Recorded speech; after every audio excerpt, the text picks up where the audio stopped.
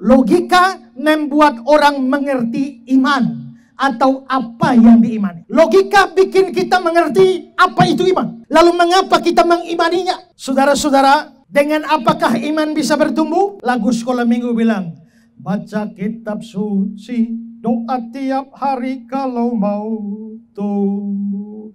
Iman bertumbuh dari baca kitab suci. Roma 10 ayat 17 bilang begini.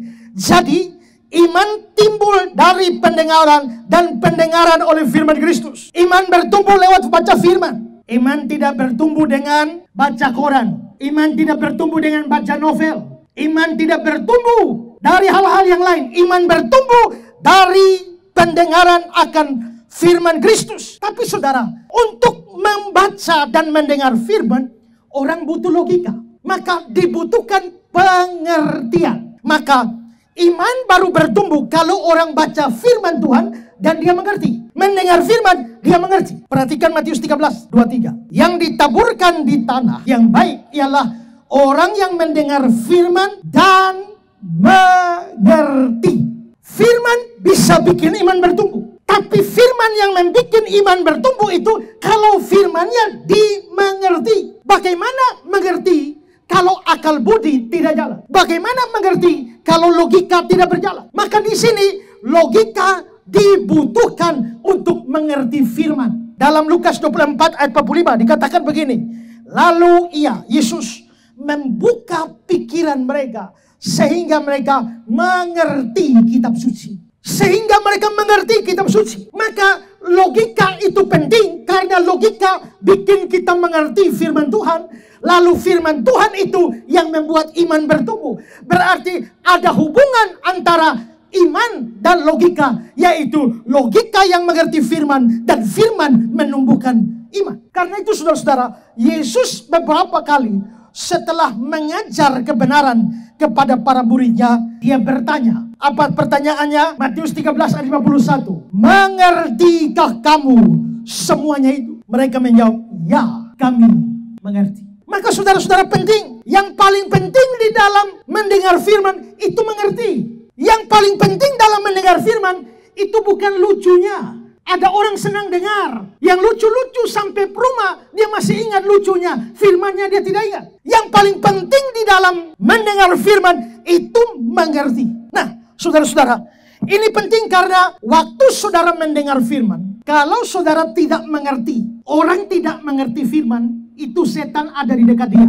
Tahu dari mana? Saudara lihat Matius 13 ayat 19. Kepada setiap orang yang mendengar firman tentang kerajaan surga, tetapi tidak mengerti, datanglah si jahat, setan, merampas yang ditaburkan dalam hati orang itu. Saudara perhatikan. Begitu orang ini mendengar firman, datang setan, setan merampas firmannya. Pertanyaan saya sekarang adalah, atau karena orangnya tidak mengerti, maka setan merampas firman. Coba lihat ayat itu, ya. Setiap orang yang mendengar firman tentang kerajaan surga, tetapi tidak mengerti, datanglah si jahat merampasnya. Jadi yang membuat setan merampas itu karena tidak mengerti, atau karena setan merampas maka tidak mengerti? Yang mana? Karena tidak mengerti, maka setan rampas. Bukan karena setan rampas, makanya tidak mengerti. Itu berarti kalau saudara dengar firman dan tidak mengerti, setan bisa hadir dan merampas benih firman.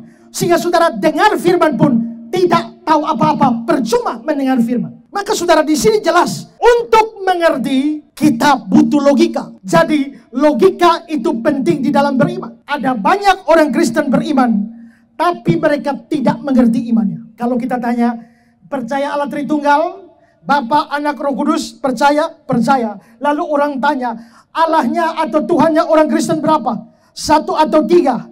1. Tapi ada Bapa, Anak, Roh Kudus. Bagaimana 1 tapi 3? Bagaimana 3 tapi 1? Banyak orang Kristen mulai bingung dengan pertanyaan seperti ini. Atau apakah Anda percaya Yesus adalah Allah? Percaya. Mengapa Anda percaya Yesus adalah Allah? Dia tidak bisa jawab. Saat kita berada di media sosial, kita bertemu dengan begitu banyak ajaran, begitu banyak agama, begitu banyak aliran-aliran. Lalu kita bisa dipertanyakan iman kita. Misalnya saya berikan contoh, seorang yang namanya Insan Moko Ginta, dia bilang begini, yang berdoa kepada Tuhan pasti bukan Tuhan. Masuk akal. Yang berdoa kepada Tuhan pasti bukan Tuhan. Lalu yang kedua, Yesus berdoa kepada Tuhan. Ya, Alkitab bilang begitu. Kalau begitu, Yesus bukan Tuhan. Karena kalau Yesus Tuhan, terus dia berdoa, bagaimana Tuhan berdoa kepada Tuhan? Maka banyak orang menjadi bingung dan tidak mengerti hal ini. Di sini kita melihat banyak orang Kristen tidak bisa menjawab itu. Kenapa? Karena banyak orang Kristen percaya, tapi mereka tidak mengerti apa atau mengapa mereka percaya itu. Itulah sebabnya saudara-saudara, di sini mengerti firman Tuhan itu penting sekali. Karena orang bisa sesat kalau tidak mengerti firman. Matius 22 ayat 29 bilang begini. Yesus menjawab mereka, kamu sesat sebab kamu tidak mengerti kitab suci. Kamu sesat karena kamu tidak mengerti kitab suci. Perhatikan, kitab suci firman Tuhan. Mengerti itu logika. Maka logika yang tidak dipakai untuk mengerti firman, sehingga orang tidak mengerti, menurut Yesus, kamu sesat. Dan memang orang bisa disesatkan kalau orang tidak mengerti firman. Saudara, orang Kristen percaya ada Tritunggal Allah Bapa, lalu Yesus itu adalah anak Allah. Dan keduanya bersama ketiganya dengan Roh Kudus itu setara.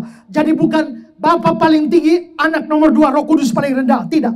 Tapi Bapa, Anak, Roh Kudus itu setara, sama kekalnya, sama maha kuasanya, sama maha taunya. Tapi saudara-saudara, ada majelis gereja, aktif sekali, rajin pelayanan, tiba-tiba jadi saksi Yehova. Kenapa? Saksi Yehova berkunjung di rumahnya, dan saksi Yehova tanya kepada dia, apakah Allah Bapa dan Yesus Kristus sebagai anak Allah itu setara? Iya. Sama kekalnya? Sama. Lalu orang saksi Yehova bilang begini, coba pikir, di mana ada Bapa yang umurnya sama dengan anak? Di mana-mana anak selalu lebih muda dari Bapa. Bagaimana bisa Allah Bapa sama kekal dengan Tuhan Yesus? Anak pasti lebih muda. Karena itu Yesus anak Allah.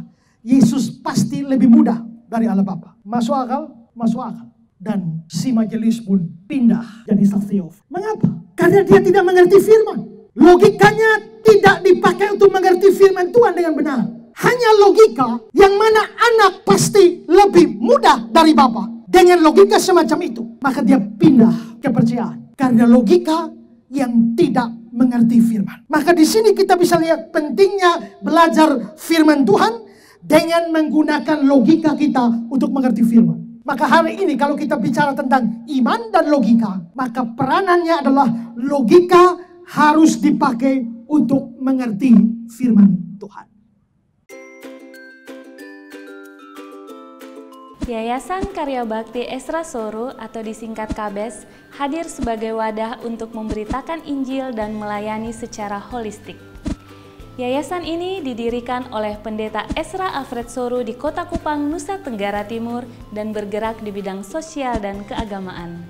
Yayasan ini memiliki visi menjadi lembaga yang mempunyai andil dalam membentuk kekristenan yang gigih dalam memberitakan Injil serta setia kepada ajaran yang alkitabiah dan melayani secara holistik.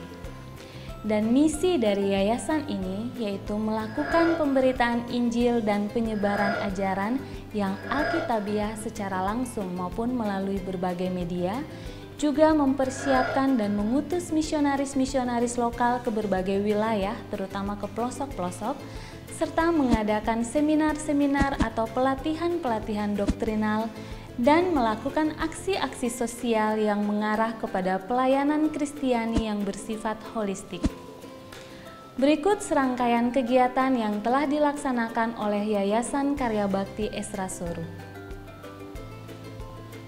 Bagi saudara dimanapun berada yang rindu untuk mendukung pelayanan kami, khususnya melalui dukungan dana, maka saudara dapat menyalurkannya ke nomor rekening yang tersedia.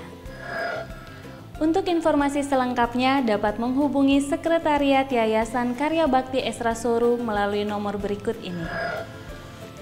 Mari beritakan Injil dan melayani sesama dengan kasih bersama Yayasan Karya Bakti Esra Soru. Tuhan Yesus memberkati.